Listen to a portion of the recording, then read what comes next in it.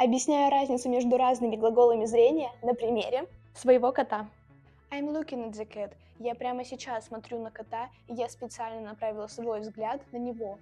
А еще look всегда используется с предлогом at.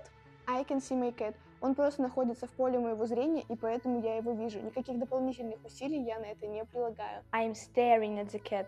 То есть я прям смотрю очень пристально и долго, я пялюсь на своего кота. А еще stare также используется с предлогом at. I'm watching the cat. Я наблюдаю за конкретным действием этого кота, а он уже танцует 10-й час. А если вы не хотите тратить на подготовку к ЕГЭ по 10 часов в день, просто скачивайте приложение ЕГЭ Тренажер. Это очень удобно, когда вся подготовка собрана в одном приложении, а потом вы можете еще и следить за прогрессом по каждому предмету, что, кстати, по-английски будет track progress.